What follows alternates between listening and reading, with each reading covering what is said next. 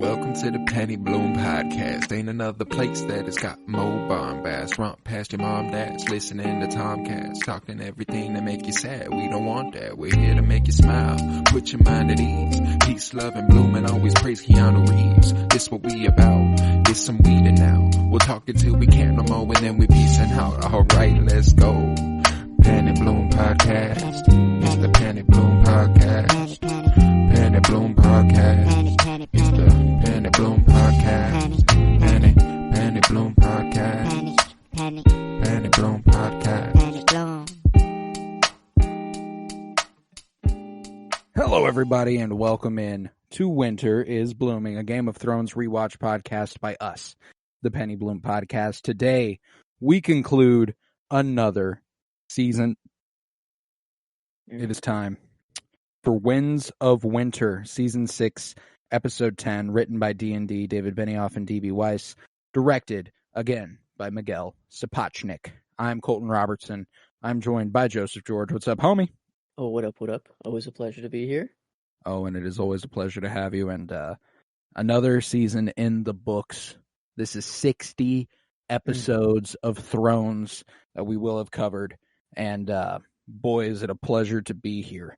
How are you feeling about the Season 6 finale? I mean, you know an episode's good whenever I feel forced to watch the opening credits. The only reason I did is because I knew the Stark banner or sigil is going to be on Winterfell again. That's the only reason I watched the opening credits this time. But I know we're not going to start there, but the way the episode actually opens, it's just the best opening they've ever done. Like it is simply incredible. This I was already high off the last episode, and we knew it was going to be good. This one was, I mean, kind of the same surprise. I was surprised at how good it was. This is so stellar. Many things went down here. Like, I mean, it felt like two finales in one. Like, I mean, finales have always been good, but I mean, I feel like they just took it up a notch. They definitely took it up a notch, this one. There was a little bit more that literally happens within this episode's runtime versus the setting up of what will happen in the next season. Like, there is still that setup. There's still that lingering, here's where we're heading. But it really does feel like they're wrapping up stuff neatly. Yeah. But we'll begin in King's Landing, where we kick off with one of the best pieces of music ever composed for television, The Winds of Winter by Ramin Djawadi. Have it on repeat right now while we're recording this. Yeah, no, it's fucking crazy. It good. I fucking love it. And obviously I can't do it justice a cappella, but the like choir as well, like like dude, everything about it is, dude, it's incredible. But everyone is getting ready for the trial of Sir Loras Tyrell and Cersei Lannister. The small folk enter the Great Sept of Baelor along with Queen Marjorie Tyrell, Lord Mace Tyrell, and Sir Kevin Lannister as Grand Maester Pycelle heads to the Sept, and a small child stops him and whispers something in his ear. The Sparrows of the Faith Militant bring Sir Loras in first as the High Sparrow awaits, and instead of having a trial, Loras confesses to his crimes and tells the High Sparrow that he wishes to devote his life to the faith. And the High Sparrow tells him that this would mean that he renounces his family name and his future lordship of Highgarden, but Loras tearfully agrees. And the Sparrow then seizes Loras and carve a 7-pointed star in his head. Yeah, and Mace actually... Oh, God. I was going to say, Mace legitimately trying to fight through the crowd to stop them, but Marjorie holds him back. Mace, usually is just kind of a whatever, but this was kind of like look what they're doing. They massacred my boy, Look what they're doing to my boy here, and at least he gets a little before he goes, But this was rough. I liked the scene. It's tough to watch, but Marjorie, she knew what was going to happen. This is the agreement they came to. If he wanted it to stop, this is how it was going to stop, and this is how it goes. Think about if they did not blow up here. They have one of the best swords in the entire world, Loras. on their side now. Like that's what the High Sparrow was like. He's like, all right, you're dedicating your whole life to the Seven, and he's like, will you fight for it? Like, will you join the Faith Military? Like, we need your skill. And I don't think he knew that was part of the deal, but he's like, yeah, like, I mean, he's obviously just going to do anything. Yeah, exactly. Right like he can't be in this anymore. And shocked Marjorie goes to the High Sparrow afterwards and is like, no mutilating. I thought we agreed on that. And he's like, oh, he's only, it is what it is. He'll be allowed to leave and everything after Cersei faces trial. That's the deal. And as King Tommen prepares to depart the Red Keep for the trial of his mother, Sir Gregor Clegane prevents him from leaving his room. And, he tries to get around. He's like, well, I've got to go. And Mountain just puts a hand on his shoulder like, no, you're not going anywhere. And Lancel tells the High Sparrow that Cersei has yet to leave the Red Keep. So the High Sparrow asks him to go retrieve her. And all the while, we keep cutting back to Cersei getting ready for her coronation, actually. Yeah, not the trial. It seems that she's getting ready for the trial, and that she will make a grand entrance, whatever. Like, if you don't know what's coming, no, she's just getting set up for the nice view she will have. Yeah, I love this outfit though. This is, dude. I usually I hated Cersei on like previous watches. This one, I mean, she becomes Cersei in this episode, like full on, and I give her the character nod. Even just her getting dressed up, I was like, oh, it's like it's going to be Cersei. And then everything else like that she kept doing, I'm like, it's weird. She is killing a shit ton of people, and I actually like that's not even the worst thing she does this episode for me. And we'll get there, but regardless, as Lancel is walking out, Arthur, one of Qyburn's little birds, lures him away to the catacombs below the Sept, and meanwhile Pycelle follows Francis, another little bird, into a room where Qyburn awaits him, and Qyburn apologizes to Pycelle for the inconvenience. However, sometimes the old must die for the new to rise. And then multiple children surround Pycelle and stab him to death. Yeah, I love how Qyburn is like, don't worry, I have no ill intent towards you, Pycelle. Like, don't worry. It's like, don't worry, we're just gonna kill you. That's all. I'm not gonna be the one to kill you. I'm gonna make these kids do it. And the very, very literal representation of the old being ushered out by the young, or the new rather. Yeah. Feels weird to have a bunch of kids stab him, but then I don't know why I thought of like these kids. It's maybe they just get joy, stabbing someone. I don't know. It's just you gotta find something in you to go at that. But like I kind of felt like this was like personal for them. Like Pycelle is, I don't know. Like maybe he wasn't I don't know. This felt like there was maybe something more behind it. But if not, it is, I guess, just the metaphorical young killing the old. Yeah, no, I think that more than anything, it's a reflection of Qyburn's relationship to the little birds.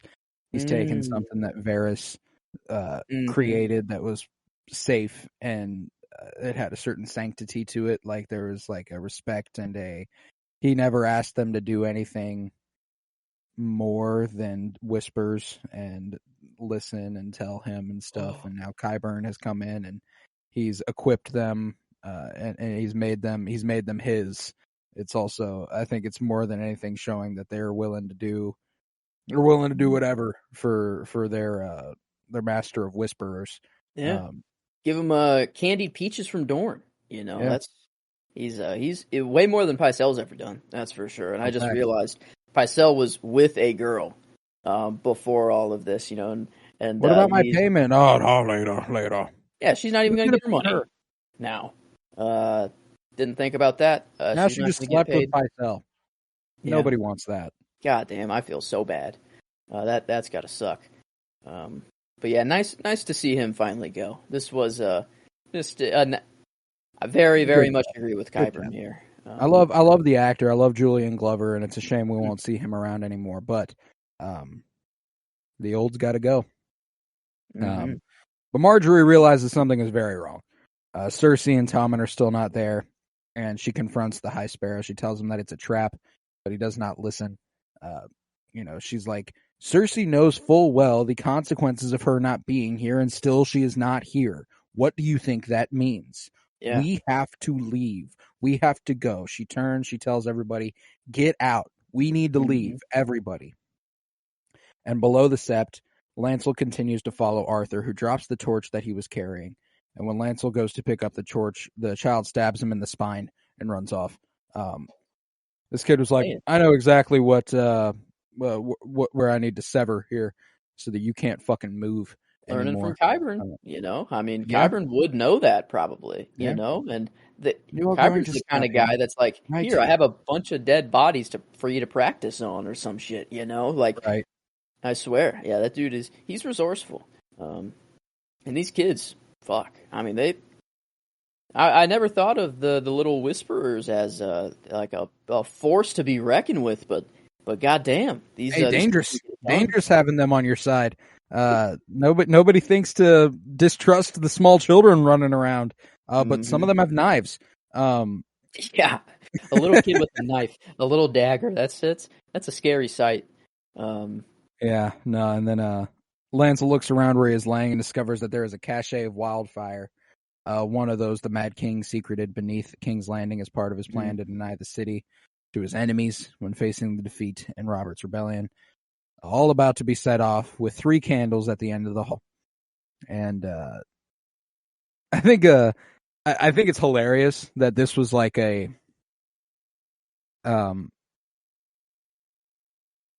it's an obvious device to build tension. Mm-hmm. Within the show, it's hysterical that part of the plan was leading Lancel down to a place where he might be able to stop it. Mm-hmm. Like, it's going to happen no matter what. Yeah, I guess maybe it wasn't part of the plan, now that I think about it, and he just got chased, and he's like, well, gotta kill this guy now, this kid's just like that. Maybe. I'll sever his spine. Let's do this thing.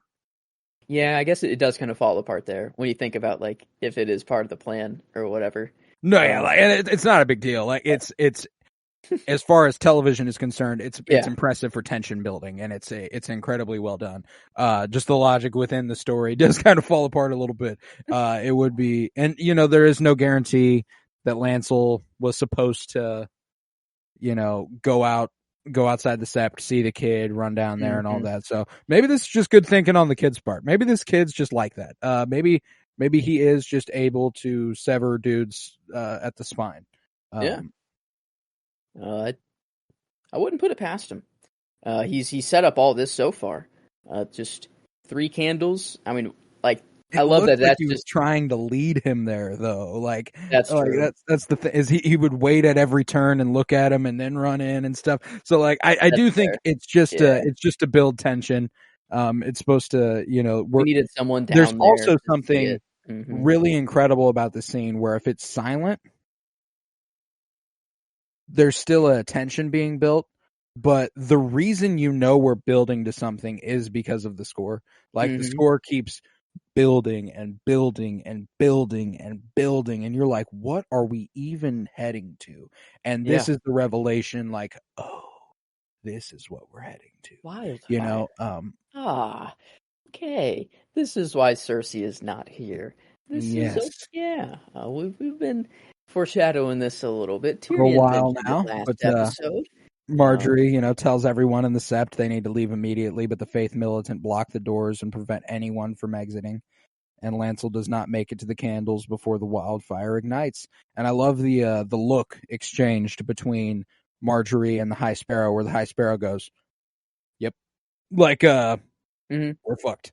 Yep, I should have listened to you, and I had the chance. We got to go, and we got to go now. But we can't. I've trained my little soldiers too well." Yeah, the shot of just like him just kind of looking up and just, I don't know, he puts his arms to his side, just kind of knows what's coming. And I mean, it's like you see like his like skeleton you know, like it's like for a brief second, a poof, and then just gone. Everyone just gone, and oh man, wildfire explosions or something like that's just different breed there.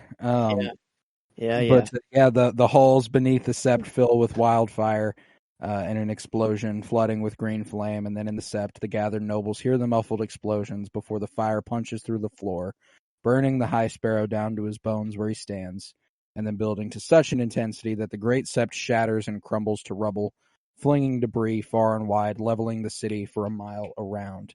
A mile?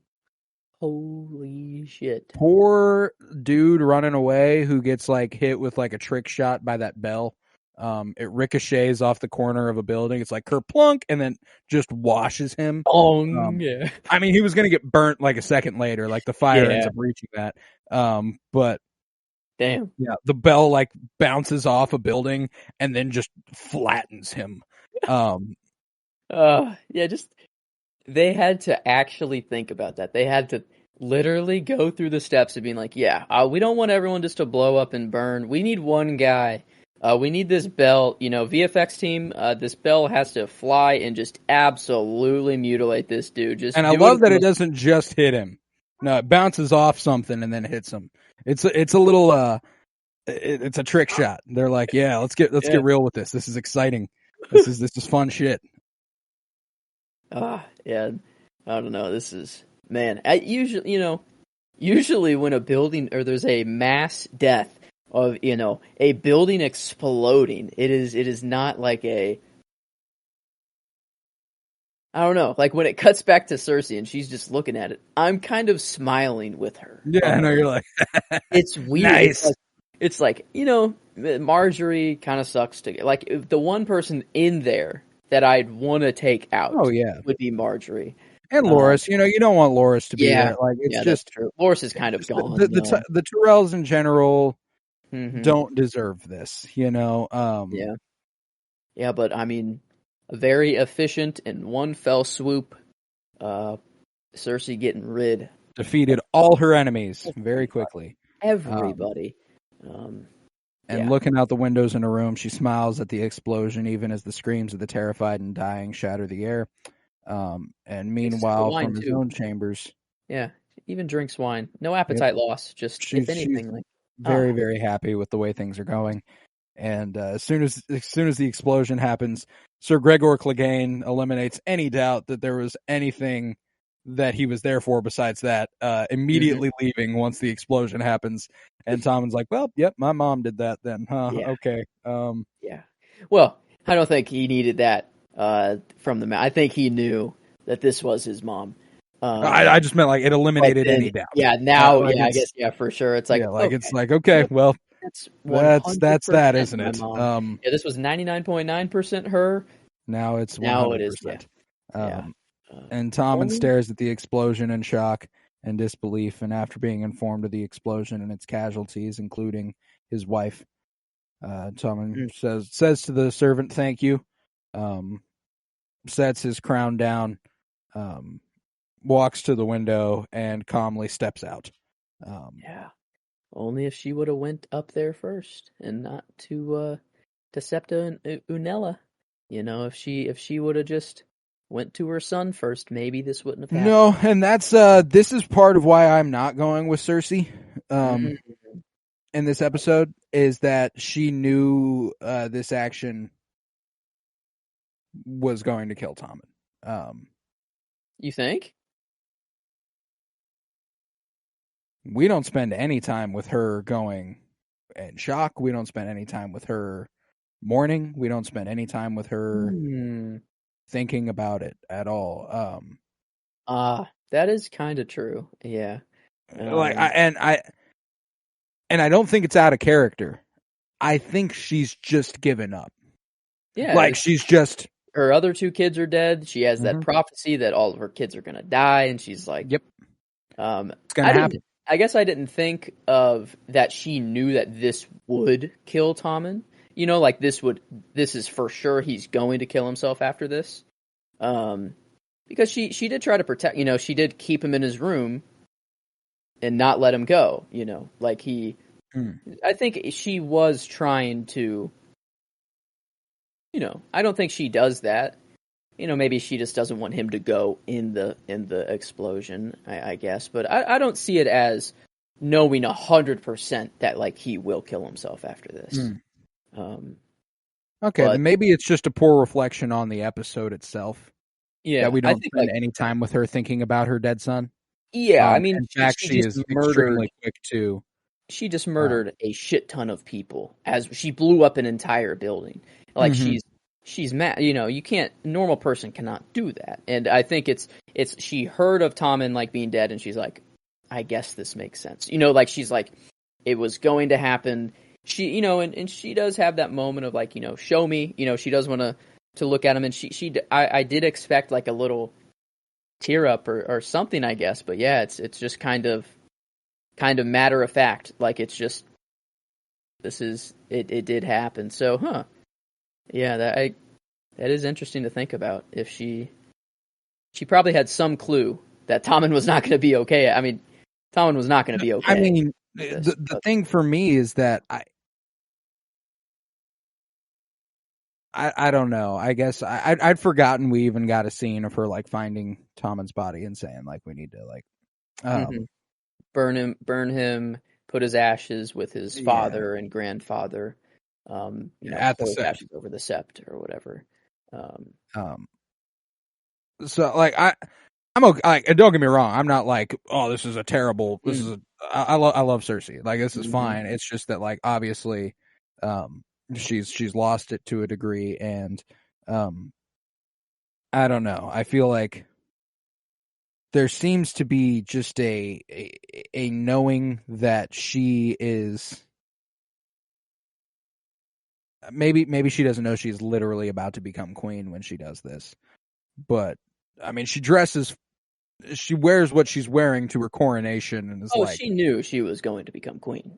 Like, this was part of the plan. Who else is left? Oh, I see. Oh, yeah, Tommen, her son, the king. Oh shit.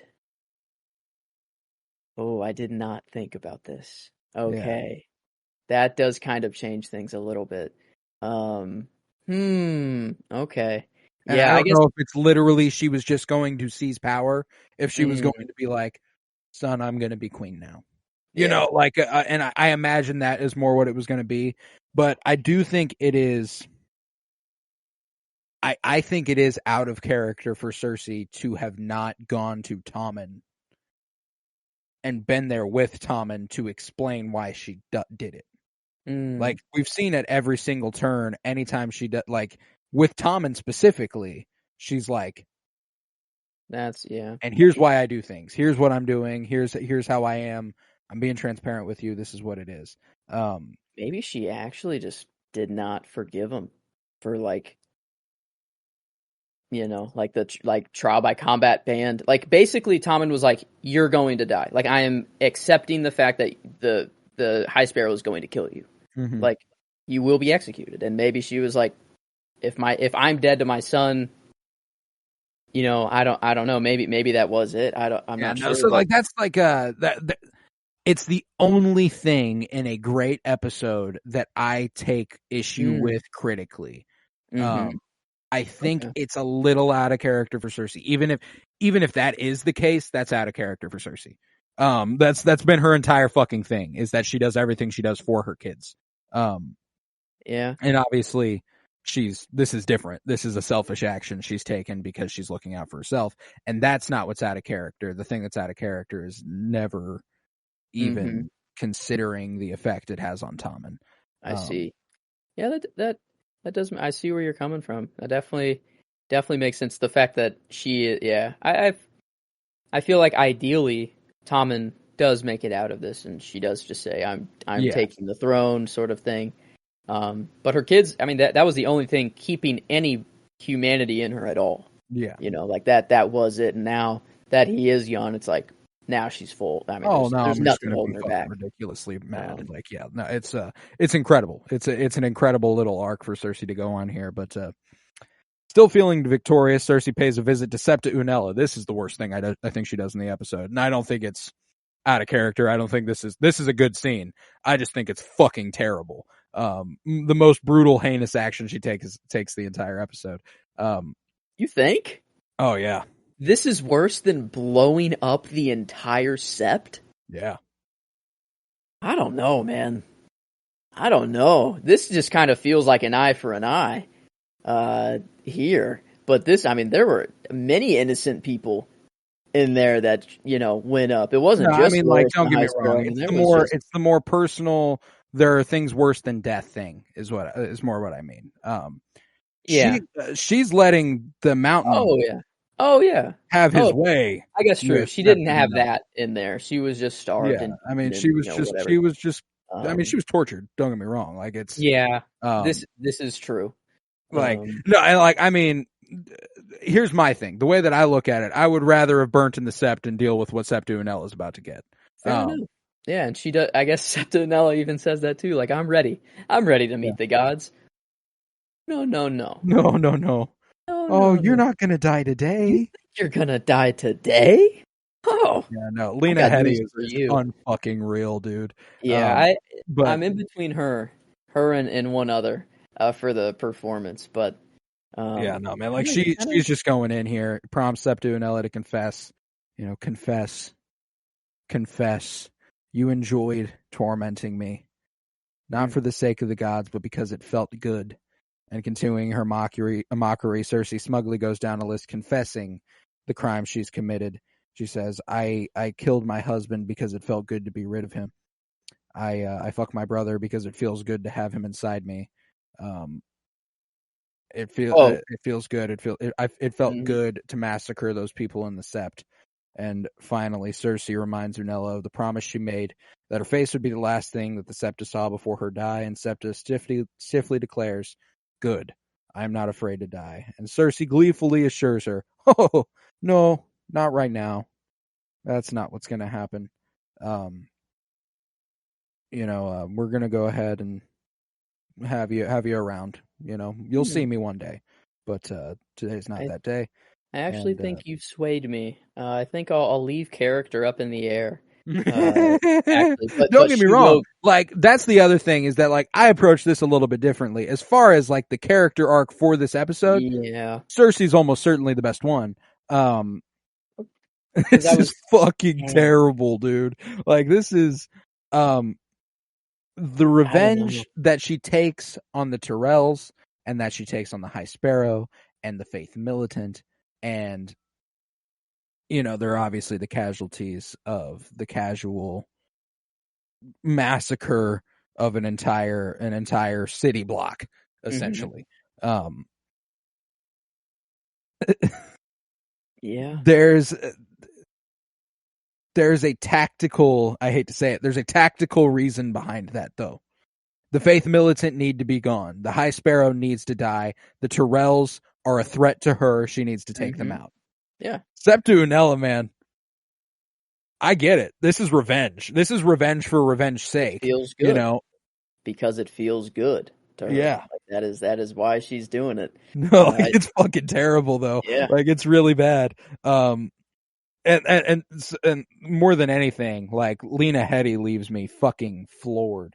Yeah, I was thinking of another performance, but this scene, she was too good. I mean, she was too good the whole time. I think I got to give her the performance for the episode, but character, I don't know. I could be swayed when we're going through the rest of the episode. That was what was interesting about this one character-wise. I don't think there's a standout. And that's why, like, if you're going to go with Cersei, I have no complaints. It's just why I didn't go with Cersei. You know what I'm saying? Like, as of right now, she'll probably get it because I can't really think of anyone else who's up there. Maybe, what's Little Mormont? What's her first Lyanna. name? Yes, Lyanna. Maybe Lyanna. I got a good one. I got a good one. I feel good about mine. Okay, we'll get there. But yeah, after this, Cersei declares, your God has forsaken you. This is your God now. Talking about the mountain. And walking away and closing the door, Cersei echoes the word shame. Shame, as she did during her Walk of Atonement, while the Septa screams in horror at her fate at Sir Gregor's hands. Also, the first time we see the Mountain's face since, and it's disgusting. It's terrible. It's fucking fantastic. Good job. Good job, Thrones. You did a really good job here because this is disgusting to look at. And this is why, like, I didn't go with Cersei just on a principle thing. This moment is hard as fuck. The ringing shame. You know, like I love that she's getting everything she wanted and more out of this. You know, like it's in my head. I'm not really thinking of what the Mountain is doing. You know, like it's not really at all. I'm just thinking of Cersei's. You know, it's shitty, but at least it's closure for her. But as far as what the Mountain is doing, that is a no go. It's not great. No go there. But after that, Tommen's body is found, and Cersei's triumph is diminished to a degree. And standing by his covered remains with Qyburn, she insists on seeing her son's face one last time. And Qyburn asks Cersei what she wants to do about funeral arrangements since the Sept of Baelor is no longer in commission. And she tells him to burn the body and bury the ashes where the great Sept once stood. Tommen may rest with his brother, sister, and grandfather. Yeah, what are we going to do about the funeral? I guess the Sept is no longer an option. We can't really use that anymore. I guess I kind of expected more of a cry, but now I think it's over. You know, there's no bringing him back. All of her kids are gone. No, humanity's gone. She died along with them. Yeah, no, for sure. That's why, like, it's not exactly out. I think more than anything, the thing that's out of character is like never speaking to Tommen during this. Yeah, I feel like she's always been very particular. But you know, maybe you're right about last episode being the nail, or like 2 episodes ago being the nail in the coffin for that. Maybe she's like, I don't have to explain shit to him. You know? Yeah, like he wanted me dead. He's not my son anymore. Maybe, you know, like I don't know. But she even stuck with Joffrey through all this shit. Like that's why I'm like, I don't think it's that. I don't think like I think it might just be that she was a little upset at him. You know, like So I'm gonna go ahead and take away the things he loves and give him a good stern talking to after. But regardless, I mean, you know, he dies. You know, like, you know, stop. You saying like, you know, she'd have just gone to his room immediately and not Septa Unella. Like that's the thing. She's not even killing Septa Unella. She's gonna be there for a long time. She's on a table. Yeah, she can't go anywhere. You can get there later. Tommen can jump out of a window. You know, that's the difference here. Tommen can do something. Septa Unella cannot do anything. It is a little but. And I think there could have been just such an immensely more impactful moment too, if like in that moment where the Mountain he's about to leave, Cersei like walks in and talks to him and explains why she did it and how she's capable of, and then when she leaves, he still does what he does. You know, like that's like that would be I think that would be a lot better now that you say it. It just feels a little odd for Cersei to have not, you know, maybe she goes to him and is like, I want you to know that I forgive you for, you know, like for what happened, for you. Like you basically sentenced me to die, but I'm still your mother. It's okay. I'm still your mom and I love you. And these are the things I'm willing to do for you. You know, like if she makes like, cause that's the thing is that she obviously does it for herself, but if she's like, I told you I'd burn cities to the ground for you, and I meant that, you know. And if that's what makes him go, oh, you did this for me? You know, my wife died because you did this for me. All those people died because you did this for me. You know, like okay. And maybe it's implicit. Maybe you're supposed to just get that, but I just feel like it would have been much more impactful for Cersei to have said these things to him. Give them one more scene together, because I mean, like, now I don't even know what their last scene together was. Do you recall? I mean, I guess together. I mean, they're in the throne room whenever Tommen's like trial by combat banned, and then he gives her, he Right. can't even look at her. But before then, did they have an interaction in season 6? I feel like there was maybe something after her walk of atonement. Well, shit, man, I don't know. That's why I'm like, I don't know that they had another interaction after her walk of atonement. I feel like maybe there was one in there, but like maybe there was something of like I still forgive you, or like she was pissed but looking the other way, and then she very slight one, if anything, I would say, but not anything super memorable, I guess. Yeah, I don't know. I mean, because the High Sparrow is like keeping him away from her a lot of the times, or Tommen himself just doesn't want to go because he's kind of afraid now after he bans trial by combat. So yeah, before that though, I don't know. Yeah, I'm like, I can't remember the last time they had an interaction, which makes me like, it's fine. I just feel like there was a gut punch powerhouse moment they could have done there. Mm-hmm. And opting not to is a little odd, I think. Yeah, I agree. That is okay. Didn't think about it that way. I guess I knew what was happening. I knew what was coming. Yeah, and I guess like I accepted it, but like I feel like that's just something that could only add to this. That's the thing, is that like it's already tragic, and like the wordless walking away, like I just feel like there's something that could have been hit even harder. Like, I don't cry when Tommen falls out that window. If they have that interaction before, I probably do. that's true. Like yeah. And there is something to it that it's like there's no question. It's like it happens.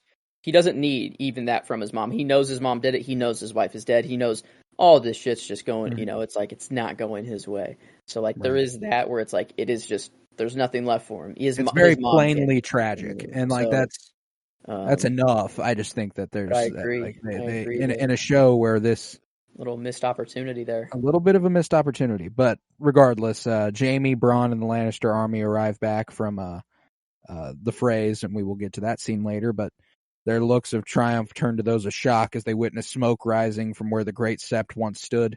And later, Cersei and her Kingsguard enter the throne room, the path to the Iron Throne flanked by Lannister guards, and Cersei ascends the steps and stands before the throne. Qyburn, who is now her hand, proclaims Cersei, Queen of the Seven Kingdoms, Protector of the Realm, and all the associated titles. He places a crown on her head, and she sits down on the throne. The crowd of nobles assembled to witness the coronation glare at her with undisguised hatred, aware of what she did in order to gain power, and seemingly professing their loyalty only out of fear, but she only has eyes for Jaime. And his expression is stony, concerned, and obviously curious as to what the fuck happened here. Yeah. Holy shit. This was kind of the nail in the coffin, seeing her go up on the throne, sitting down, putting, got the crown on her head, and I was like, man, what a fucking, like, Cersei. I mean, the outfit, too. I mean, it was powerhouse. It was everything. So, as of right now, I think I might stick with her. I might give her the double dip here. I'm cool with that. She's incredible. Lena Headey is just ridiculously good in this episode, but we'll then head to the Twins, where Jaime and Bronn return from, whereas they arrive at the Twins to celebrate their victory at River Run and the alliance between the Freys and the Lannisters, and Walder Frey is inflating his importance like fucking crazy. We have an alliance that will be celebrated for years to come.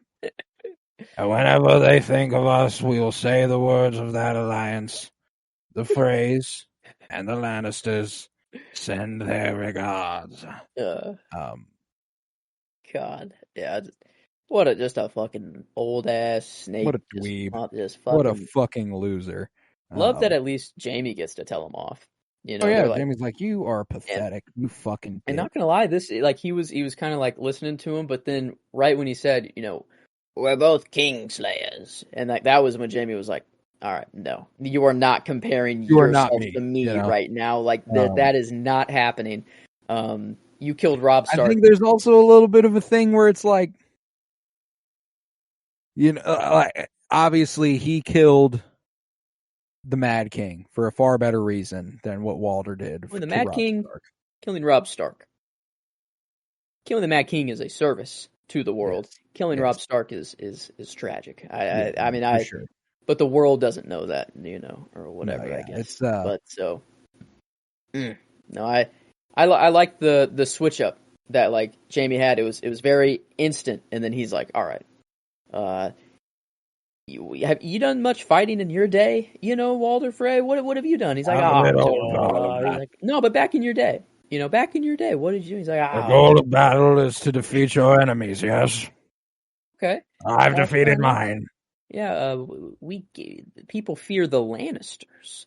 If we have to march north every time to have you retake the Riverlands, why the fuck do we need you? And then Walder's like, oh. Oh, yeah. Like, you're actually right. Luckily, you won't have to worry about it for much longer, because later on, Walder Frey is seen eating dinner in his hall when one of the servants serves him a pie. And he does not recognize this servant and immediately questions who she is, slapping her on the ass and sarcastically wonder if she's one of his progeny.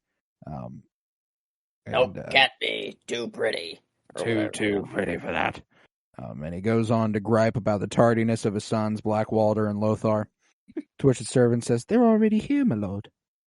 And Walder's like, they're very clearly not. I don't know what the fuck you're talking about. And she's like, no, they're here, my lord. Yeah. And points him in the right direction. Mm-hmm.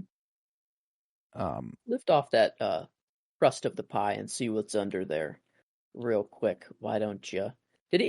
Is it implied that he was eating this before? Yes. Oh, that's terrible. Yeah, because I guess one piece was already cut out, so he already ate it, and then it was okay. Yeah. Wow, yeah, that's gotta blow. Yeah, opens the pie and reacts in horror as he has been served the flesh of his own sons, and a fingertip with a nail still attached visible in the stuffing. And the servant removes her face, revealing that she is Arya Stark of Winterfell, come to remind Walder of his crimes and take revenge.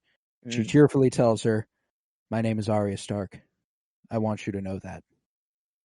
She tells him the last thing you will ever see is the face of a Stark smiling down on you as you're about to die. And Lord Walder is shocked and tries to escape, but Arya seizes him, holds him down, and slits his throat, watching with a satisfied smile as the man who murdered her mother, brother, and sister-in-law, the last living mastermind of the Red Wedding, bleeds to death. Perfect. Very close to going. This is such, like, the fact that this is such a powerhouse episode, that this is barely top 3. Yeah. This is barely top 3 scenes in the episode. It's insane. It is crossing a huge name off of Arya's list. Like, Walder Frey, Cersei Lannister. She's already got, it's Meryn Trant. You already got him. Fuck that guy. I guess the Mountain. Yeah, and that's it. It's Cersei, the Mountain, and was it just Walder Frey? The headsman, the King's headsman was also on that list, the one without a tongue, but sadly, behind the scenes, the gentleman who played that man died, so he's no longer in the show. Okay. But yeah, this was a big name to cross off for her, and yeah, it's insane that it's not really that crazy of a like it's not up there with the moments of the episode, but it very well like could have been the end of an episode. Like, I mean, it's crazy. No, yeah, it's astonishing, but yeah, that concluded the story there, and I'm like, how am I not giving Arya something? How am I not that? Like, I was tempted to give her the line, and And if there's anywhere that I might be able to, it would be that, And in fact, I think I'm going to do that. I am Arya Stark of Winterfell. I want you to know that. I think that's a good way to give this a little love. Yeah. There we go. Maybe. Go ahead and punch that in now. I was thinking of maybe Arya could be the character, but this is just. It's just too short and brief. Very a scene. brief. It's a really cool action. Mm-hmm. Season 7, episode 1, maybe. True. That's a little more involved there. Is a little bit baller. But we're next in Old Town, where Sam, Gilly, and her son finally arrive at Old Town, spotting the high tower with dozens of white ravens being released, signaling the arrival of winter. And after arriving at a bureaucrat's desk in the Citadel, a complete and utter loser, Sam informs the maester that he has been sent by the Night's Watch Lord Commander Jon Snow to be trained as a maester. And you're like, oh yeah, bro has no idea what's going on. Bro has zero clue. They just fought, he just fought and retook Winterfell. Sam has no fucking idea. Sam doesn't even know his boy died. That's. Yeah, and the white ravens leaving the Citadel at first, I thought that was just always what they just send out that many ravens, it's that's kind of the pool of information, where everything is sent out from. But then later on we hear that is just to inform everyone that winter is here. Right? That is what the white ravens, that's it. Yeah, they're not even carrying letters. It's they will fly to where they fly to, and it lets them know, winter's arrived. How does the Citadel know this? That's what the one thing is it just because it's summer and winter and some of them last longer than others, so it's not like a calendar sort of thing, right? Or maybe it's I'm assuming it's a temperature thing. Maybe once the temperature in Old Town reaches a certain point, they're like, winter's here, it's arrived, let's do this thing. Okay. But at first I thought that was just they send out that many ravens all the time. That's what I was thinking. I'm like, I don't know. I thought of it as that's their internet. That's their text message. Well, and I think whenever they have a message for every place in the kingdom, that is what they do. That's how they would do it. Yeah. But yeah, that dude at the front did suck. No women and children. Waited for her to take the step.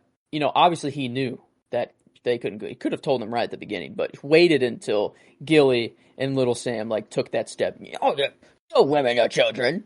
That fucking whatever. Sam's the best maester they got there now. I don't know. I do love the shot of, I don't know, just the Citadel is so cool. That's just it's gorgeous. The shot of him walking through the books, and then I would come. I think Sam did. I'm pretty sure I'm did. Oh my god, this is because he was already the Night's Watch. It has a little library, but it doesn't have a fucking library, So he's walking through and he's like, "Wow, look at these 2 shelves filled with books from top to bottom." And then he looks and he's like, "Whoa, there are shelves for tens of flights upward and tens of flights downward, and they are all filled with this many books, and it's all the way around the room." And it's just the amount of books there is fucking insane. But yeah, it's magnificent, and I feel bad. Is there a scene in which Sam tells someone, you wouldn't believe it, the thing in the middle, it lights up every area of the Citadel? I think I dreamed this last night. I'm not lying. I don't think that's not in the show. This episode. Yeah, it's. I'm pretty certain I dreamed this last night. I remember. I think it was me telling someone too. I'm like, you wouldn't believe it. Anywhere you go in the Citadel, it's lit up by this massive mirror reflector that's reflecting the sun. I don't know what. Wow, that's really weird. I guess I was. Wait a second. My brain is very Game of Thrones. That's all I was thinking last night. After getting these episodes and then reading the books, maybe I was just too deep in it that it's fallen into my dreams now. But I don't think that happens at all. I'm pretty sure, like, I remember me being the one to tell someone that, like, you wouldn't believe it. The Citadel, it's fucking insane. And, like, it's lit up. Yeah, yeah, wow, that's kind of crazy. Because I was reading the little breakdown, I'm like, wow, that's not in there. Like, it's just he sees it and looks up and that's it. And I'm like, yeah, that is all that happened in the episode. He just looks up and that's it. Yeah, I don't know. That's wow, that's weird. That's funny. Could have been a dream, or I guess maybe he says it later on. I don't know, but I don't know. I feel like I remember it last night. So that's so funny. Yeah, there's it's hilarious. You're just dreaming of the Citadel. I love it. Mm-hmm. I love it. But we then go beyond the wall, where Benjen drops Mira and Bran off at a grove with a werewood heart tree on the side of the wall. And as he can go no further, he asks, and Bran asks why. And Benjen replies that the magic of the wall prevents the dead from crossing, such as himself. And he plans to do what he can to prepare for the coming war, and he still fights for the living, and he will do what he can for as long as he can. And then we don't see... If Jon died north of the wall and was brought back north of the wall, would he die? I guess he does go north of the wall and come back, so he's all good. He's not actually dead. True, yeah. Because, yeah, there is something different going on with Benjen. He's blue. Like, dude. Yeah, like, he's part white. Like, that is part of his deal. Yeah. So I guess, okay, fair. It's not the necessarily dead part of him. It's more of the white, I think it's specifically the White Walker magic. The undead part of him. Yes. I guess, okay. Yes. But after thanking his uncle, who rides off on his horse, Bran turns his attention to the werewood tree. And Mira expresses doubt about his readiness, but Bran insists that he must be. He must be ready, as he is the three-eyed raven. And he places his hand on the face carved into the tree and has another vision of the events at the Tower of Joy, right where he had left off, before the old three-eyed raven interrupted. And having learned his lesson, Bran does not call after his father, who still turns around briefly before rushing in, showing that his effect previously still holds true. And inside, Ned, followed along by Bran, discovers his sister Lyanna Stark lying in bed with blood-stained sheets, being tended to by a few handmaidens. And one of the handmaidens hands a newborn baby to Ned, who takes the child in his arms. And a weakened Lyanna whispers to Ned of the baby's identity, and the baby is revealed as her son. And she begs Ned to promise he'll keep her child safe, as Robert would kill him should his identity be discovered. And as Ned looks at his infant nephew, the child's eyes open to reveal the dark-colored eyes of Jon Snow. Ooh, I just got goosebumps again, dog. Like, it's that, oh my god, one of the best just cuts. Just ever. Cutting to his face. Like, dude, oh my god. That revelation, the first time you're watching, just like, oh man. Too good. It's too good. And the music too. The like the the Stark theme. Yeah. Oh my god, dude. It's too fucking strong. We were talking about the Winds of Winter being like one of the best pieces of music. Like the Stark theme, no matter what, just always fucking hits. But this whole interaction where, Ned greets his dying sister, and it's like, no, everything's gonna be okay. It's gonna be all right. And Lyanna's like, no, it's not. I'm dying for sure. But you got to keep my baby safe. You got to, you know it to be true, or something like she says, like, it's true. I gotta go Ned. I gotta go Ned Stark. I love it. The secret he's been keeping for decades. We thought he was done. We thought, but I'm going Nettie. I'm going old Ed. For the character here, I thought he was too fucking good. So as for right now, he does climb over somebody. He climbs over his daughter Arya Stark. Right now, there he goes. And ties the Hound. Davos. He ties the Hound and Davos. And that's earned. Yeah, no, it's just too cool. It's too cool of him to have done this. And this revelation, one of the better reveals in all of Thrones, and that cut from baby to grown Jon Snow.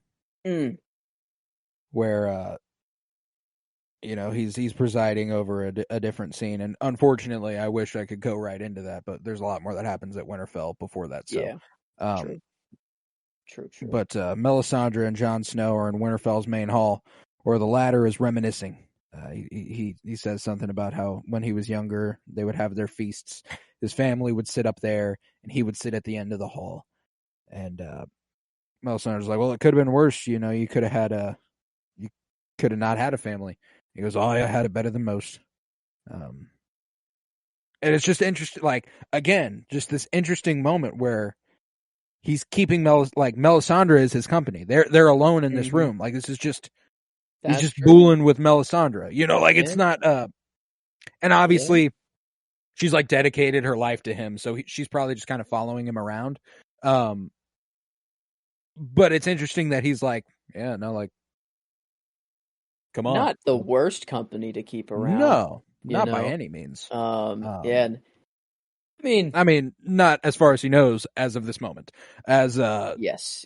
Within seconds, Sir Davos Seaworth enters the scene, tosses the burned stag to Melisandre, and I almost went with Carice Van Houten for the performance because when she catches it and she was like, she knew, like she like, she panics and she's like, oh fuck, damn it. Yeah, damn, this is not going to go well. And then I'm like, oh, never mind. It's fucking Liam Cunningham, baby. Like, the way that he does this whole scene, he's like, whose was it?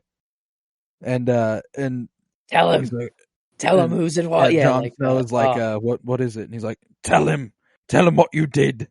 And he says it was the Princess Shireen's. We burned her at the stake. And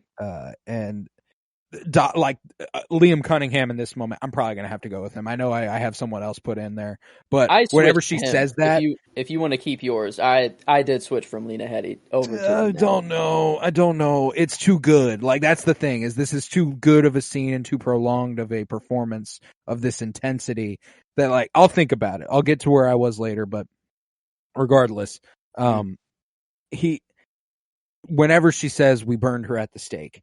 And there was, like, you can tell there was this lingering, just like smidgen of hope that he had it wrong, that like this just happened to be in the burning pile of rubble and that's all. And he resets and like steps back and is like, I loved her. I loved her as if I loved her like she was my own.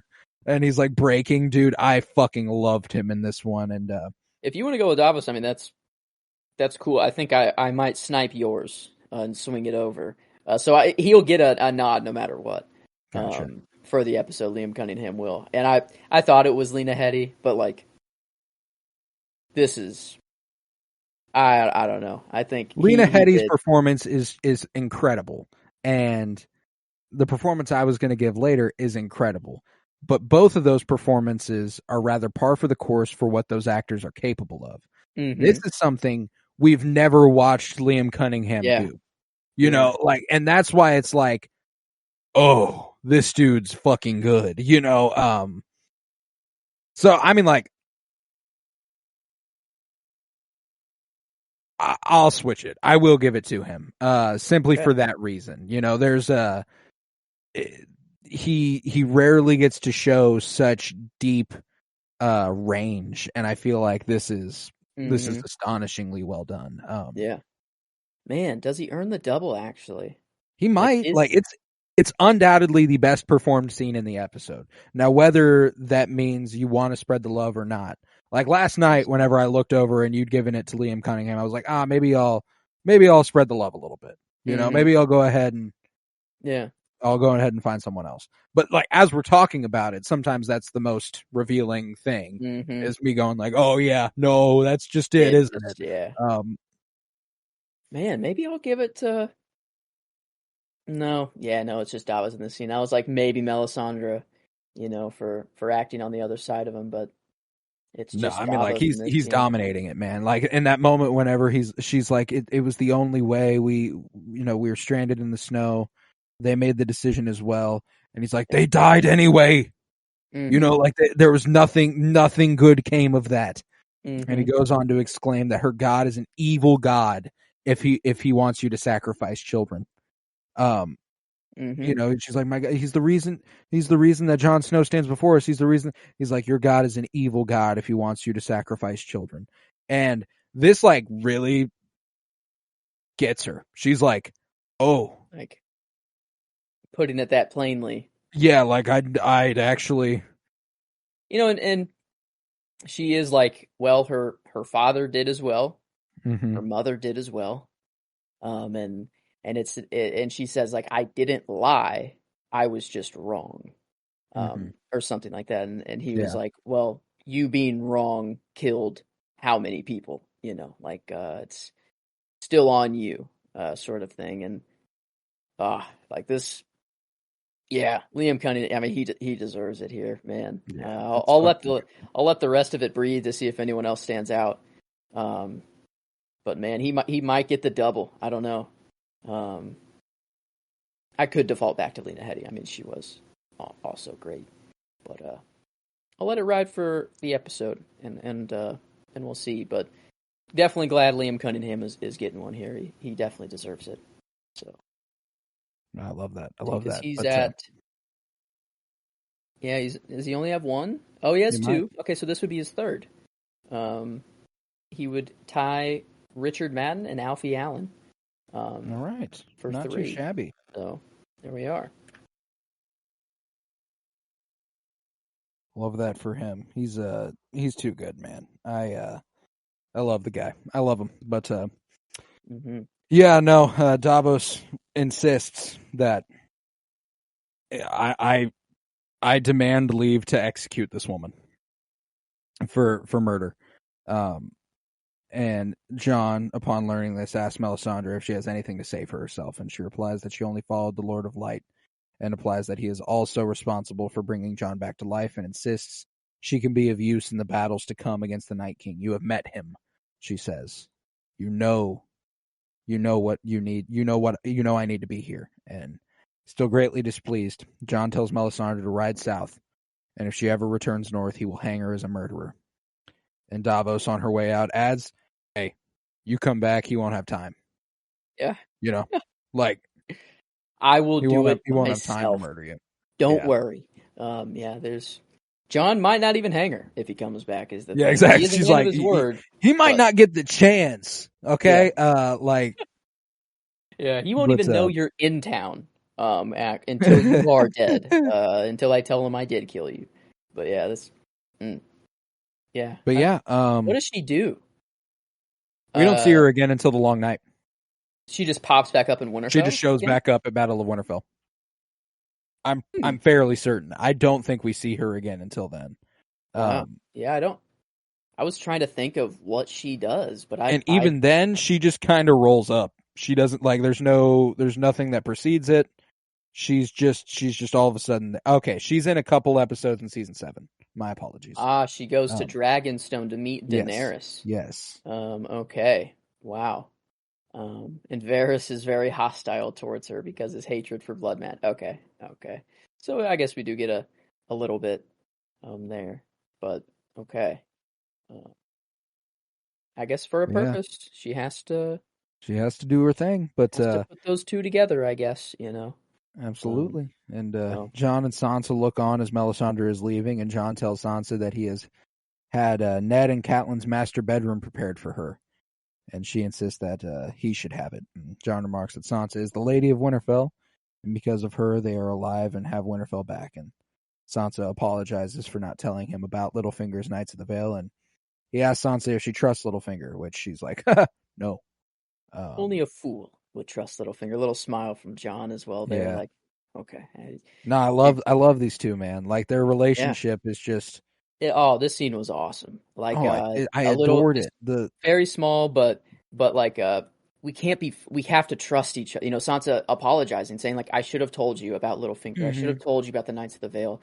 And Jon being like, we can't fight. We have to trust each other. We have too many enemies now. And the little kiss on the forehead, and I'm just like, oh, I was like, this is already so cute. But then Sansa's like, oh yeah, White Raven came, by the way. Oh, a White Raven. Winter is here.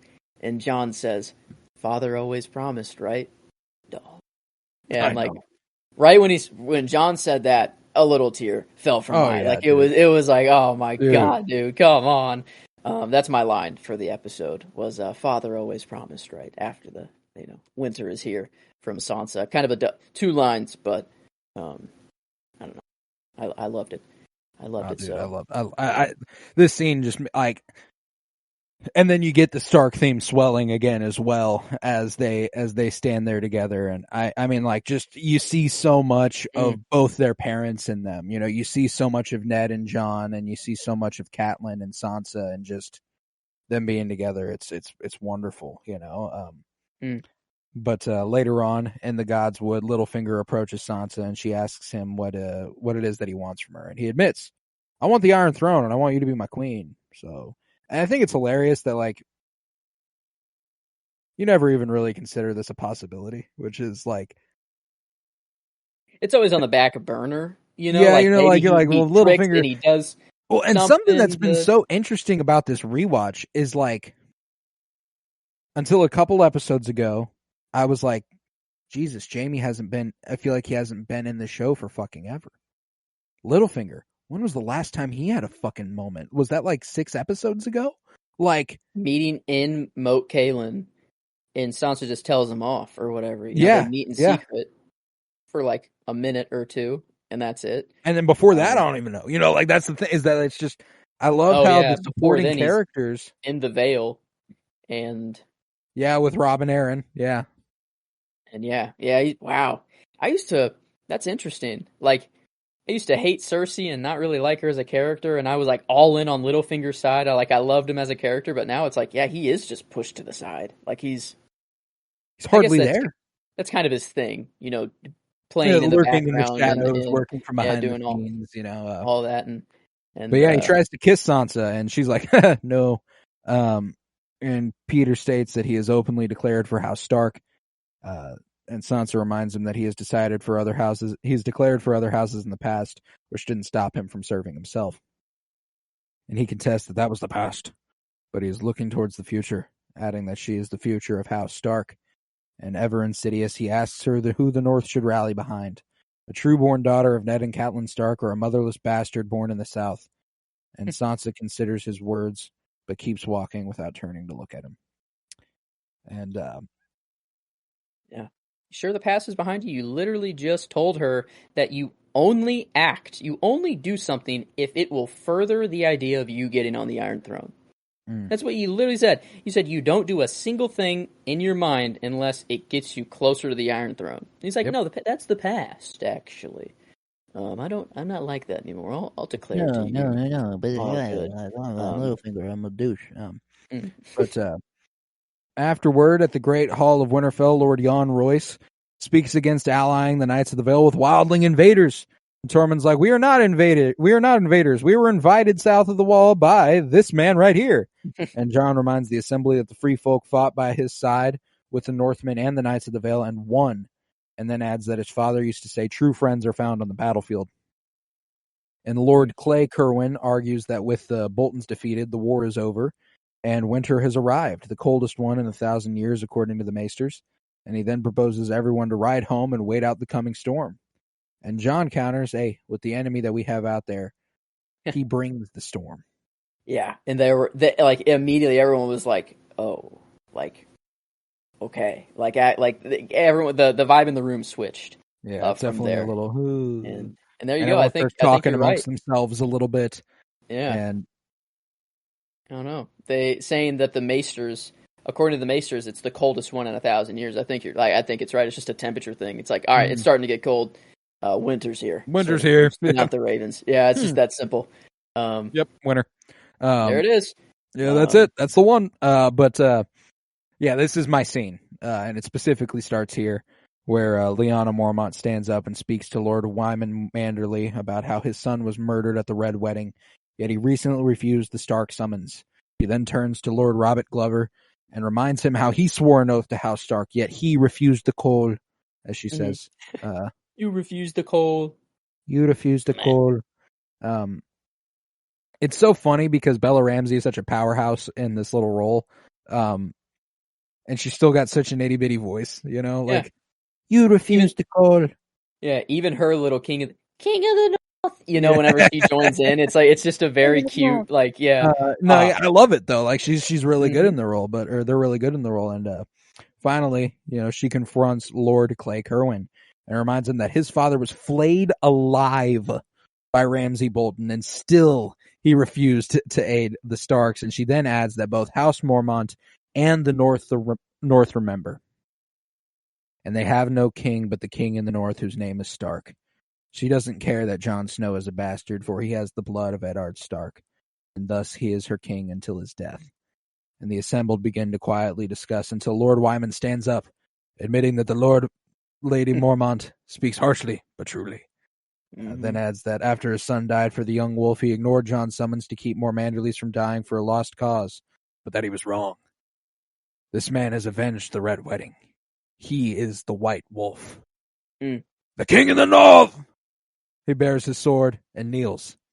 Lord Robert is the next one to stand up, stating his regret for not fighting besides Jon. I will regret that for the rest of my life.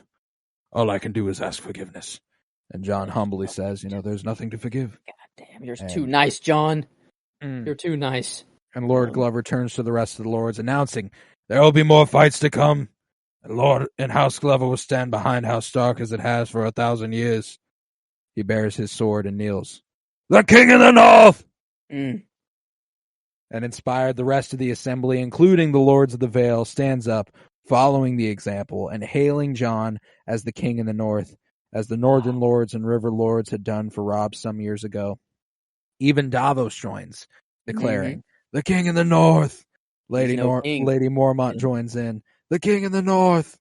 And Jon stands up and shares a look at a smiling Sansa, as he smiles too. Like, this moment, I'm getting chills just thinking about it, because literally earlier in the episode, when he was talking about the feasts and how he used to sit at the end of the hall and he didn't feel like he was a part of the family and everything. And now he's being heralded as the King in the North. I also think it's just so funny that people keep throwing him titles he has no desire to possess. It's so funny that he keeps going places and everyone's like, we want to follow you. And he's like, damn it. He's like, shit. Okay. God, I guess I'm just too good at this, He's like, I am not trying to do this in any way. I love it. Yeah. He keeps going places and he keeps being a badass, and everyone's like, dude, this guy's dope. He should be the one we follow. And he's like, honestly, I was just trying to die. I was trying to stop. But he can't help but when he smiles at Sansa here, and he's like almost like, can you fucking believe this? Like, look at this shit. And Sansa's smile fades almost as she looks at Littlefinger over there in a bit of a sinister fashion.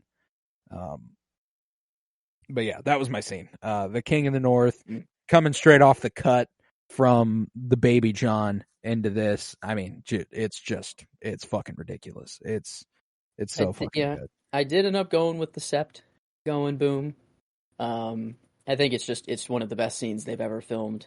Just all in all, music, the tension build, everything about it. I couldn't go with it. I mean, I think it is the scene of the season and the episode. Yeah, I went with it for the scene of the season. I couldn't let it go. It's too memorable. I couldn't let it go. It needed a nod for the episode as well.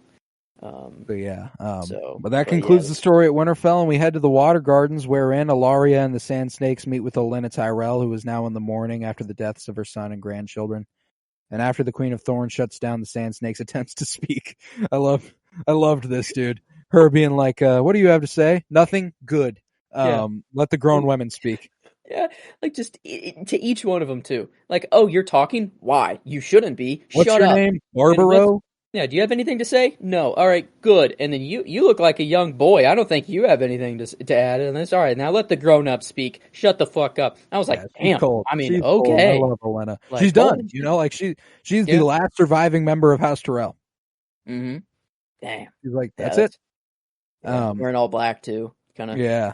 Mirroring Cersei a little bit, but Ilaria suggests that they must work together for survival, as Cersei has decided war on both of their factions.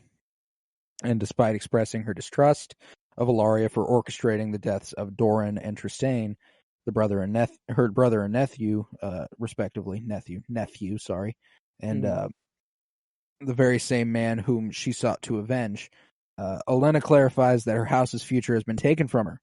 Survival is not what she is after now. And Ilaria then promises that an alliance with them will give Olenna her new heart's desire. And when Olenna sardonically asks what that is, Ilaria states that it is justice and vengeance. Then she rings a little bell, and Varys reveals himself and phrases, "Fire and blood." Yeah, I gotta. Varys, this is a secret mission, you know? And now we got Yara and that faction of Greyjoys. We got the Sand Snakes and Olenna Tyrell all in the corner of the Queen of So, I of guess the he Bay of didn't know that Dragons. Olenna was gonna be here. He just went to Dorne to try to Yeah, get no, I them think on this is their just a side. lucky little turn of And then events it's for like, him. oh, the set blew up? Oh, Olenna's pissed off, and now we'll have The their Tyrells, armies the too? second most rich house in the Seven Kingdoms, Okay. and actually the richest. The Lannisters Yeah. have been lying about how much That's money true. they have for Yeah, they're in. decades. That's true. Yeah, this was very nice. A thing to stumble across. He was just trying to get Dorne, in on it because obviously they don't like Cersei too much. Well, and also it's incredibly important that they get Dorne on their side because Dorne's the only place that resisted Aegon's conquering. The only place that could not be conquered by Aegon, Dorne. That's badass. That's like it's the one he So didn't if you get. can't conquer them, you might as well ally with them, bro. Like that's it, you know. Yeah, the Iron But, Islands and Dorne, the only independent kingdoms, I guess. yeah. But we do conclude the episode in Marine, wherein Dario Naharis meets with Queen Daenerys Targaryen, reporting that the fleet is nearly ready, and he's eager to see how the Dothraki do on the open sea. And Daenerys is like, you won't. You're not coming. And Dario interprets this to mean that he will go on to seize Casterly Rock then to cut off the Lannister obviously. retreat. Okay, new strategy. So, okay, I get it. I get it. And Dany's like, no, you're going to stay here with the Second Sons to keep peace until the Bay of Dragons can safely choose its own ruler. And furthermore, she cannot bring a lover to Westeros, as marriage is still her most valuable bargaining chip when considering new alliances. And he's like, you wouldn't think twice of it if you were a fucking king. And she's like, so you'd like to be my mistress? And he's like, yeah. Yeah. Yeah, exactly. Yeah, I don't give a shit at what perfumed little aristocrat is next to you. I just want you. That's all I care about. Yeah. And Daenerys stands firm. And Dario's like, it's the little guy. It's the little guy. That fucking dude. That little fuck. Can't argue with his logic. He's got it on. He's got that. But god damn it. It's good. It's a good idea. Politically, I get it. And she's like, don't be mad. And he's like, I'm not. I'm full of self-pity. Yeah. He's like, what the fuck am I supposed to follow up you? How the Who the fuck follows Queen Daenerys Targaryen? She's like, there will be many more.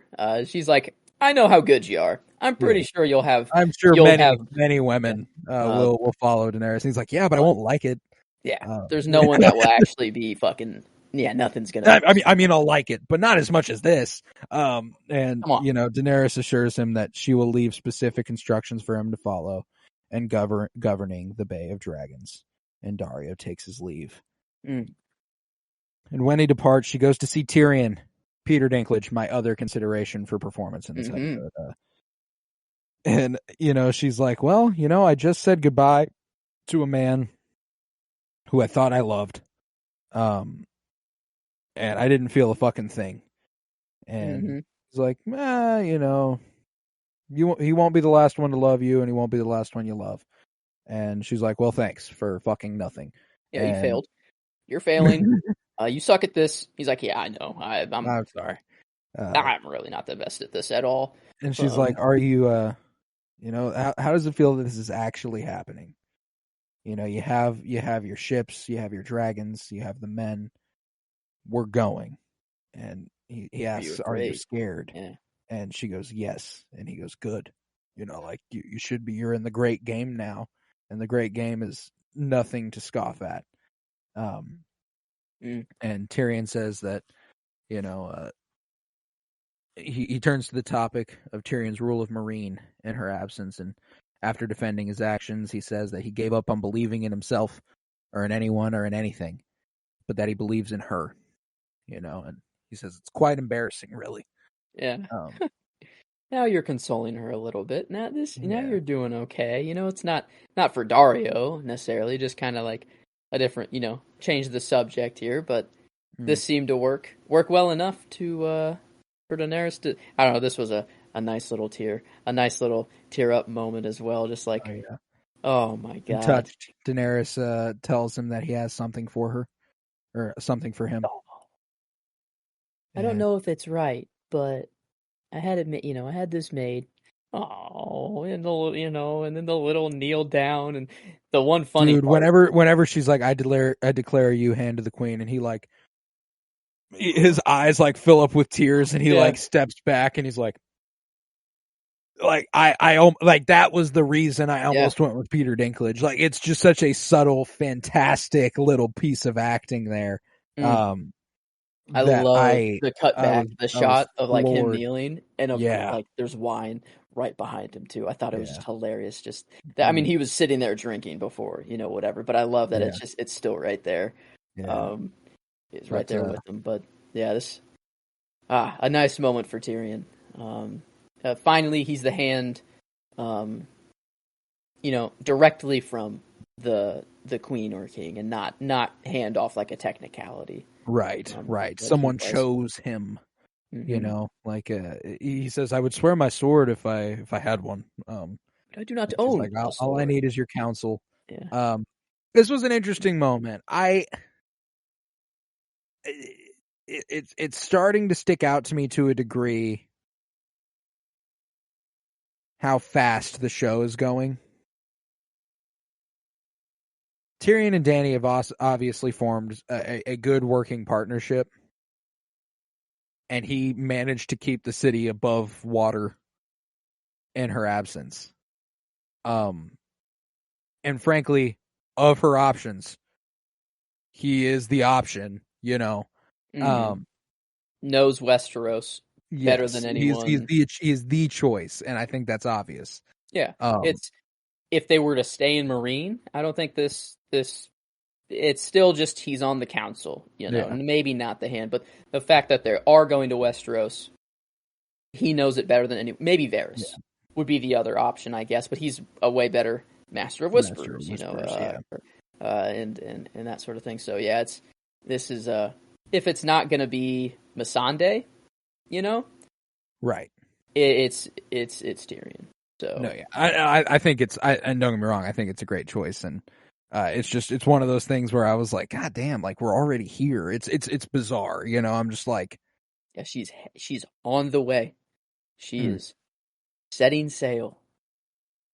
Yeah, I mean, but sometime later, Drogon, Rhaegal, and Viserion fly over the assembled Dothraki, Ironborn, Dornishman, Reachman, and unsullied fleet of the House Targaryen, and Daenerys, clad in Targaryen black, stands on the deck of the flagship with Tyrion, Missandei, and Varys, looking ahead to the next round of the Game of Thrones, either the gift of a new ally or another massive war within House Targaryen for the Iron Throne.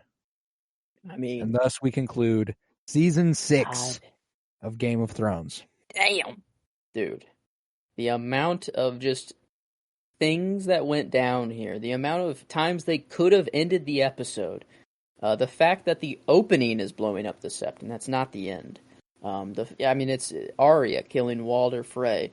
We get the King of the North. It's just it's stacked. This finale it's my favorite finale so far of the show. These 2 episodes that we got are, I don't know, they're just a little different. And it's far and away the best finale we've gotten. No performance really stuck out there. Peter Dinklage could be, I think it's between Peter Dinklage, Lena Headey, and Liam Cunningham. And I think, do we give him the double? I think he might. I mean, because Lena Headey and Peter Dinklage, you're right. It's just kind of par for the course for them. But par for the course for them is incredible. Yeah. Yeah. but I don't know. I think Liam Cunningham might deserve the double here. He's only got 3. It would put him up to 4. It would tie him with Nikolaj Coster-Waldau, or Waldo, and Lena Headey. She's already got 16. She's already in the lead at number 1. Peter Dinklage has 11. I think we give Liam Cunningham the extra love, maybe, because I think season-wise, I'm more comfortable giving it to Lena Headey here, probably yet again. I think I gave Kit Harington Kit Harington twice in a row. Jamie, okay, the last time I've given Lena Headey this season was actually in season 2. Let's see, you gave her in season 2, Alfie Allen, Peter Dinklage, okay, and then you gave it to her in season 5. So she's gotten a few season nods so far. I'll give Liam Cunningham this episode. I think he really did deserve the double here. I do like doubling him up here, and then I'll go Lena Headey for the season here for me. Ooh, love it. Shit. I mean, I have gone Kit Harington a lot. I mean, it was the last 2 seasons I've gone Kit, but this one's tough just looking at the numbers there for you, you got a couple Lena Headey, you got a couple Kit Harington, you got a couple Emilia Clarke, you got a couple Sophie Turner. Shit. So like it could go anyway for you. Oh wait, no, I'm looking at the wrong season. Sorry. I think I'm going Lena Headey. Her Walk of Atonement, that was this season, right? Or was season 5 finale? Okay, never mind. You got a little time to think on it. Let's talk the rating of this episode, and in turn and then after that we can talk the season favorites. I did punch in 10 critically, but it's not there. I think it is 10 enjoyment. No doubt there. This is one of the most enjoyable episodes of Thrones. And frankly, the Cersei thing, that's a big missed opportunity. I think that I feel like they should have done that. Like it is kind of a little off character. So there is that. But I mean, like, I would still say it's the second best episode of the season and the best finale of the show, which makes it a 9.75. Yeah, I mean, it's I did give it a 10. It felt like it, but now that there even is that slight hesitation, like last episode, I have no qualms keeping that at a 10 critically. That's just it's different. But this is almost there. And yeah. What a close to the season with a 97, a 100, and a 98 to close out with those last 3 episodes. Yeah. I mean, IMDb gives it a 9.9. Yeah. And the same for Battle of the Bastards. So, oh my God, there was a line. I forgot what episode it was in. If it was in Battle of the Bastards or this one. Like Sansa said it. It was last episode, Battle of the Bastards. Jon says, "I will protect you. You know, I won't let him touch you ever again. I will protect you." No one can protect anyone. No one can protect. No one can protect anyone. No one. I didn't know if it was a play on that at all. It doesn't seem like it. Sansa does. There's no emphasis put on no one. But it might be a little foreshadowing for what Arya is. No one. I guess Arya is not no one. She is Arya Stark. That was her. But the spirit of it, no one can protect anyone. She does protect everyone. Yeah. Eventually. So I thought that was kind of cool. But yeah, okay. There we are. Do we? Yeah, we do rate the season usually. We do typically. And enjoyment wise, I'm gonna be hard pressed to not give this one a 10. Man, this was it's there. Another stellar season. It makes it the 3rd season in a row to get a 10 enjoyment. And I think that's just the case, And critically, it has the best finales. Like the ending of the season is utterly incredible. I will say critically, I think this is the most episodes we've ever given sub 9. We have 1, 2, 3. We have 3 episodes sub 9. Last We had season we had 3 last 1, season, 2, 3. Yeah. 3 the season before. And we even got into the 7s. Yeah. The season before. Okay. And I only say that to maybe talk it down to a 9.5 or a 9.25. Mm-hmm. Same level as last season. I feel like. Is it better or worse than last season? Season 5 had a lot going for it, you know. I feel like season 5 might have been more consistent. Yeah, I guess it's the same. Kind of like when you look at the 8s and stuff, but there were 9.25, 9.5, 9.75. We have a lot of them. Well, I mean, they're relatively on similar footing. I think 9.5 might be a good place to come down. Yeah, I think so too. The season also possesses the only 10 out of 10 across the board. Mm-hmm. Yeah, that is true. So it'll tie last season. I think that's fair. Can't really put it above or below, but man, the end, I can put that above. I can put the ending above last season, I think.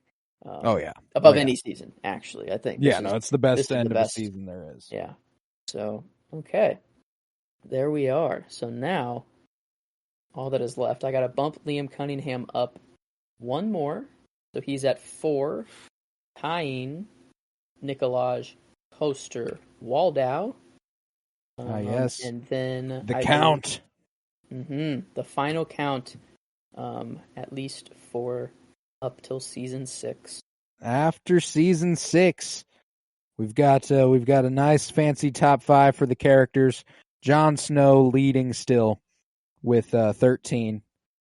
Oberyn Martell in second with 10. Tyrion Lannister tied in third with Daenerys Targaryen at 9. We've got a 3-way tie for fourth between Davos Seaworth, the Hound, and Ned Stark. And fifth, a 4-way tie between Arya Stark, Varys, Robb Stark, and Cersei Lannister. And then with the actors, just running away with it over here. Our top 5 is much neater. No ties here. Lena Headey at 16, number 1. Emilia Clarke at 2nd, 15. Kit Harington at 3rd, 13. Peter Dinklage at 4th with 11. Sophie Turner at 5th with 8. And with that, season favorites, Sophie Turner. That's my favorite performance of the season. I think that as far as her coming into her own and dominating shit, she's getting better and better, and this season really showed that for me. I'm giving Sophie Turner the season-long performance nod. That's and very character, well I'm going Davos. Okay. Going my boy Davos Seaworth. Attaboy Davos. I did go with Jon Snow for character last season, and I think I have to go with him again. At the beginning of the season, the dude was dead. At the end, he is king of the North. Somehow his rise just keeps on going. And he's the character I care most about. I was thinking maybe, no, it's Arya. It's the Stark sisters that should get the characters for this season. Actually, Arya's storyline was just incredible. Her arc that she goes on, I love. Last minute switch up. I thought it was Jon for sure. Arya's got a great season, man. The Stark sisters really came into their own this one. Yeah, Sophie Turner get the performance, but still, maybe Jon is the character, but Macy Williams gets the performance. I mean, I wouldn't knock you going Kit for a third season in a row, performance-wise. The dude is incredible in this season, you know? Like, it's just, he continues to dominate. I'm in between Kit and Lena. Because, I mean, Lena Headey, it's just, she doesn't have to say anything. Her I choose violence scene. I guess she doesn't have a lot of scenes that she usually does, like previous seasons, but she's very just menacing now. She's kind of she's losing it completely. But I mean, it might have to be Kit again, because goddamn, I don't know. He is just kind of that. Yeah, I think it's got to be Kit. He just has so many more. Yeah, more those scenes. moments for you. And that goes in seasons 4, 5, and 6. You got Kit Harington as the performance of the season. Yeah. Talking it from beginning to end. For the character through the seasons for you, I love your reflection of the show.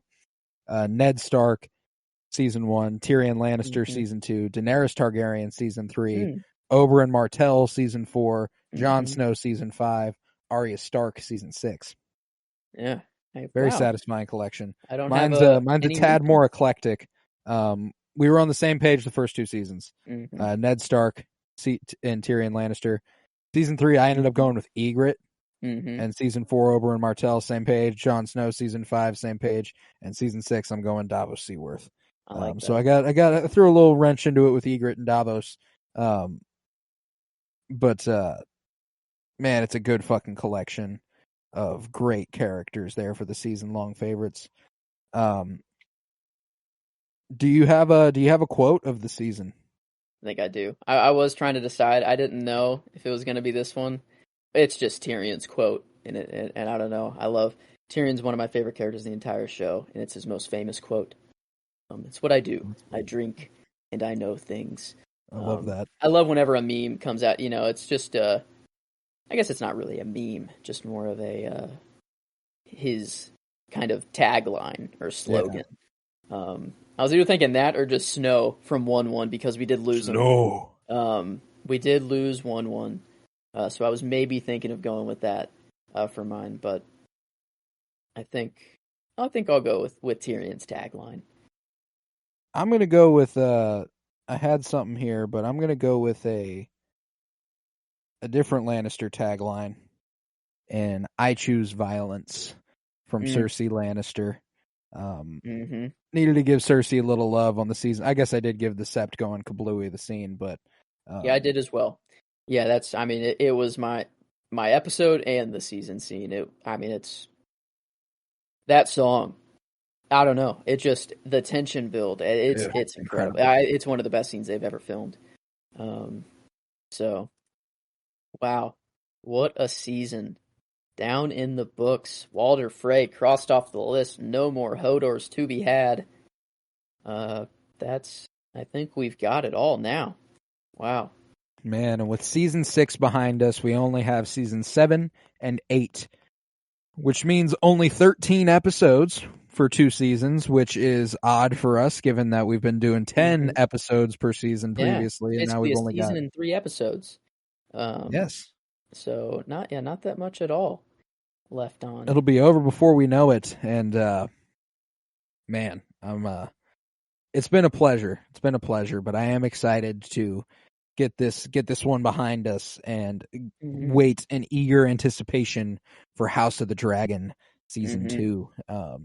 Oh yeah, I'm so excited for that. But yeah, season 6 in the books, baby. 60 episodes done.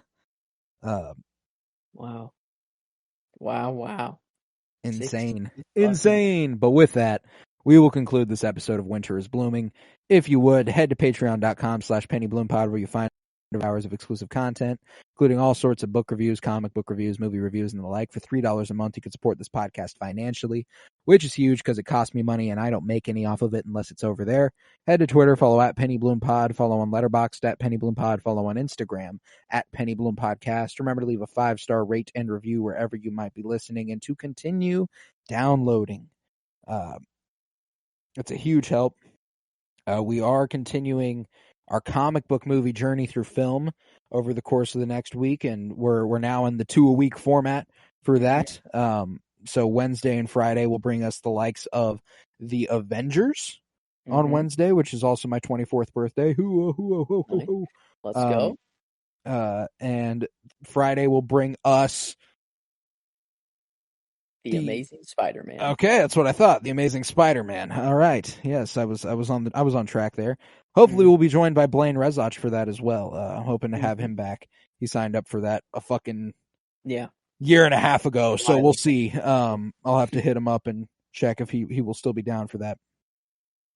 But yeah, with that, we'll be back next week for the season 7 premiere, and I cannot wait for Daenerys to arrive in Dragonstone. Mm-hmm. I was Colton Robertson. I was joined by Joseph George. Thank you very much, homie. Oh, thank you for having me. It is always a pleasure to be here, my friend. Oh, and it's always a pleasure to have you. And remember, peace, love, and bloom, and winter is here.